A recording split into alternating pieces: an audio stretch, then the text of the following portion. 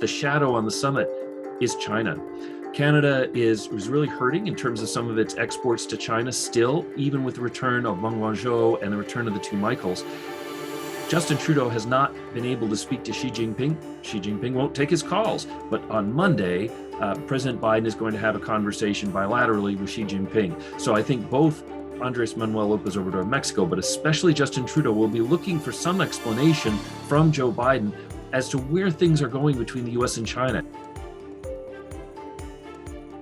Take a look at what Joe Biden and his administration and his Congress are doing in terms of coming back out of COVID. There are a lot of infrastructure investments, at least if Congress passes the bill that is still sitting in Congress, that have very specific prohibitions. You might say it's Buy American, but in some cases, it gets quite particular. For example, there are subsidies for buying electric vehicles that only apply if you buy vehicles 100% made in the United States.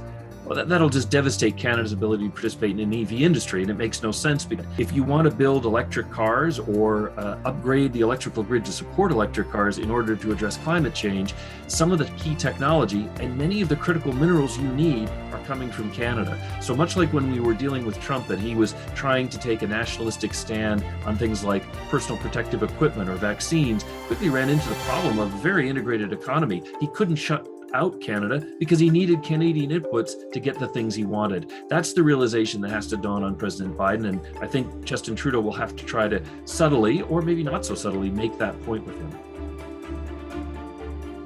Mexico's been clawing back on some of its energy reforms, and in particular, the Mexican President Andres Manuel López Obrador, who will be coming to the summit, has said that he thinks that renewable energy is a threat to the Mexican economy, both because it challenges the primacy of oil, which was the great resource that built up the Mexican state, and also because it's owned by foreigners.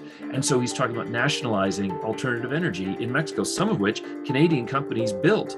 So we have real energy problems there, and Mexico's also fighting a little bit the requirement in the USMCA that they pay auto workers at a set level, at least $16 an hour, in order to qualify for USMCA. And both American and Canadian unions, as well as some of the people in the industry, are worried that Mexico is either not exactly reaching that level or they're not helping to verify that.